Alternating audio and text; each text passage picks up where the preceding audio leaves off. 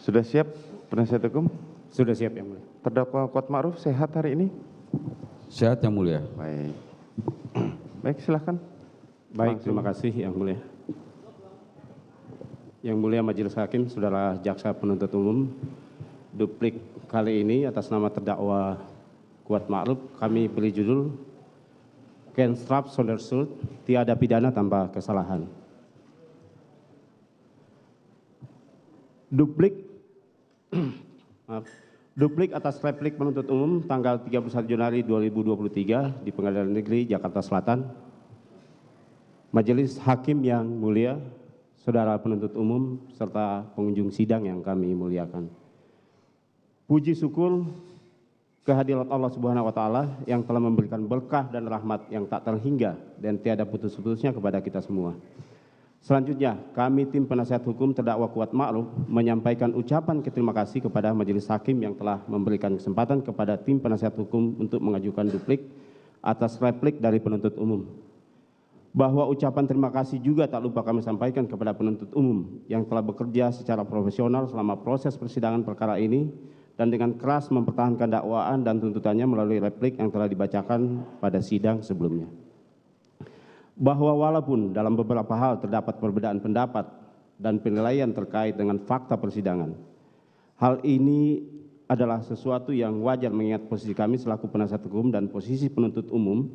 Namun hal ini dalam rangka mencari kebenaran material dengan tetap memperhatikan koridor yang diatur dalam Kitab Undang-Undang Hukum Acara Pidana. Untuk itu, perkenankan kami tim penasihat hukum terdakwa Kuat Ma'ruf untuk mengajukan tanggapan atas replik penuntut umum yang telah diajukan dalam persidangan di Pengadilan Negeri Jakarta Selatan pada hari Jumat tanggal 27 Januari 2023. Bahwa setelah tim penasihat hukum mempelajari dan menganalisa secara seksama seluruh dalil penuntut umum dalam repliknya, sesungguhnya semakin menunjukkan keyakinan kami bahwa penuntut umum tidak mampu membuktikan dengan fakta hukum dan alat bukti yang terungkap dalam persidangan mengenai keterlibatan dan peran terdakwa dalam peristiwa penembakan korban di rumah Duren 346 sejak keberangkatan terdakwa dari Magelang menuju rumah Saguling dan dari rumah Saguling menuju rumah Duren 346 hingga terjadinya peristiwa penembakan. Bahwa seluruh dalil penuntut umum hanya berdasarkan asumsi, indikasi tidak berdasar dan imajinatif penuntut umum yang sangat disayangkan digunakan oleh penuntut umum dalam menentukan nasib terdakwa dalam perkara akuo. Memperhatikan replik penuntut umum yang tidak beranjak dari pendiriannya dalam surat dakwaan dan tuntutannya, serta tidak mau mencermati dan memahami fakta dari hasil persidangan dan pemeriksaan saksi-saksi di bawah sumpah yang menjadi fakta hukum dalam perkara ini.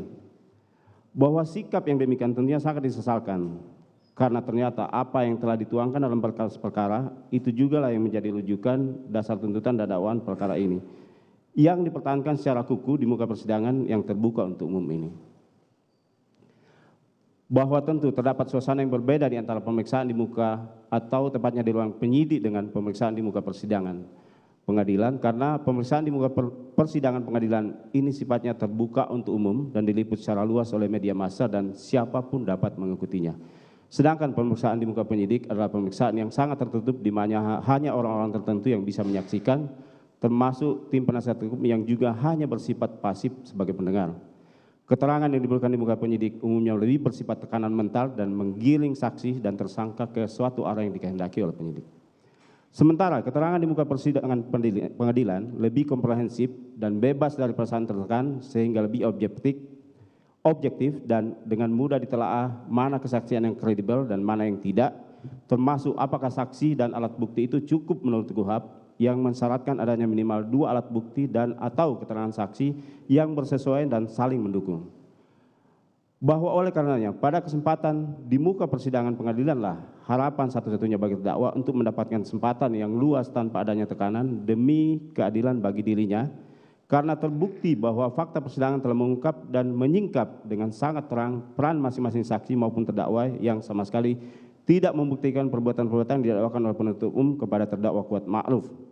Lalu, yang menjadi pertanyaan bagi kita semua, fakta hukum dari mana yang diyakini oleh penuntut umum yang dianggap benar dan meyakinkan bahwa perbuatan terdakwa Kuat Ma'ruf terbukti? Wallahu a'lam bishawab. Dilanjutkan.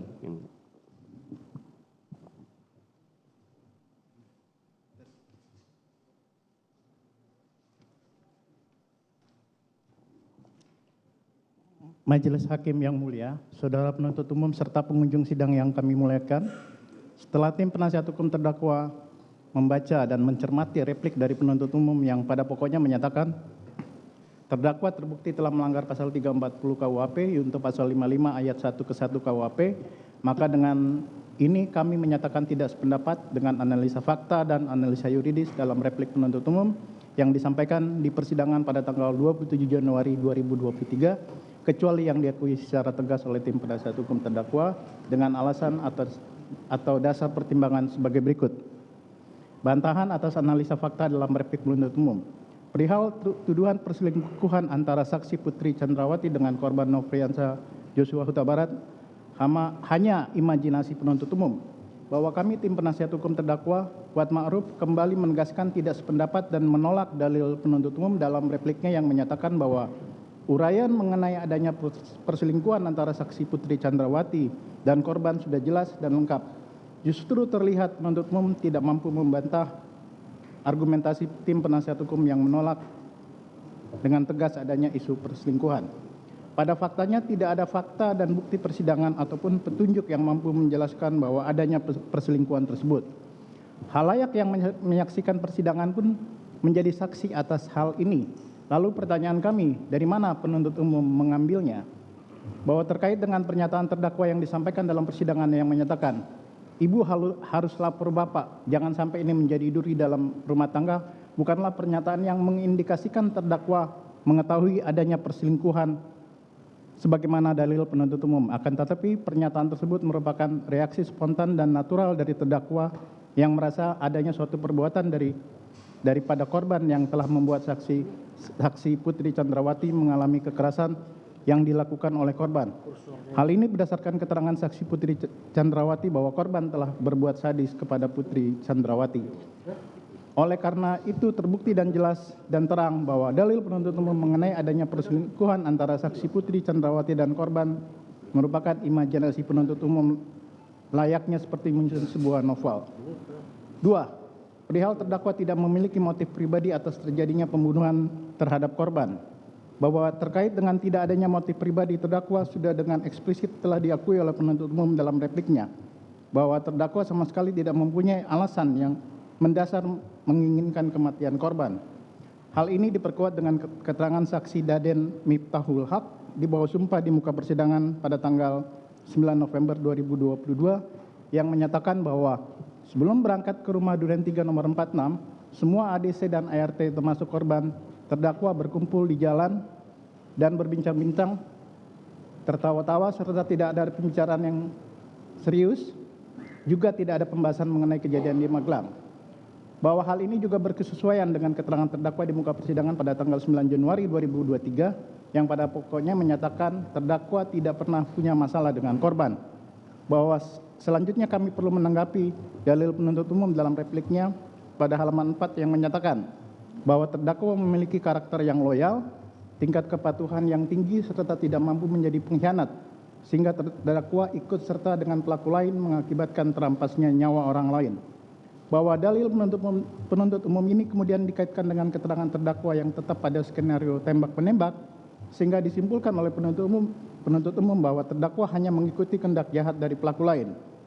Bahwa dalil ini jelas kabur dan tidak mendasar, karena secara nyata sudah terungkap di dalam persidangan terdakwa sama sekali tidak mengetahui rencana penembakan terhadap korban di rumah Duren 3 nomor 46 dan keterangan terdakwa mengenai skenario tembak-menembak baru diketahui terdakwa pada saat pemeriksaan di Biro Propos Mabes Polri, bukan karena niat terdakwa untuk bekerja sama dengan pelaku lain sebagai bagian dari perencanaan pembunuhan. Kepatuhan dan sikap loyal terdakwa adalah hal yang normal dan wajar karena terdakwa bekerja namun tidak dapat langsung diartikan dan disimpulkan terdakwa terlibat dalam perencanaan pembunuhan. Dilanjutkan yang mulia.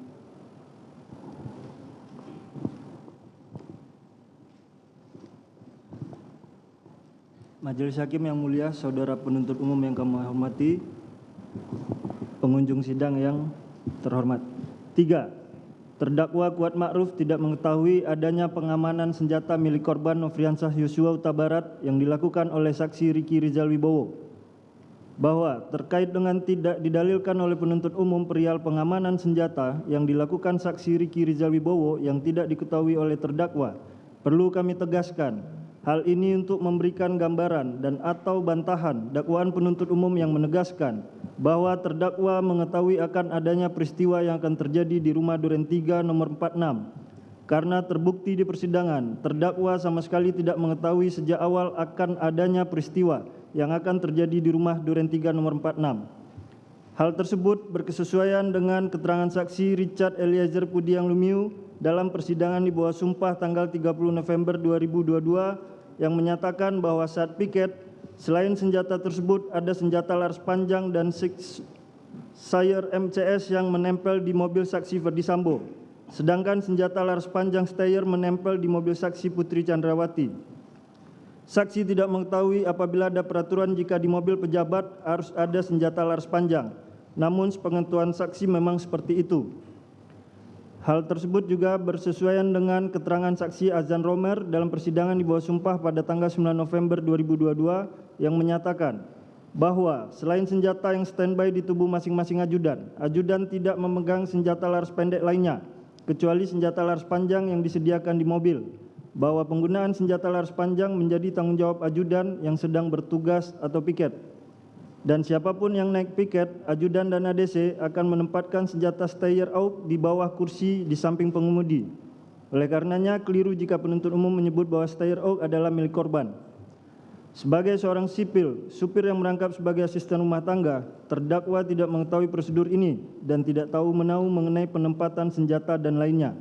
Bahwa terdakwa baru mengetahui keberadaan senjata Steyr AUK pada saat di rest area ketika posisi terdakwa digantikan oleh saksi Richard Eliezer Pudiang Lumiu sebagai pengemudi dan bukan berarti terdakwa sejak awal mengetahui adanya pengamanan senjata tersebut. 4.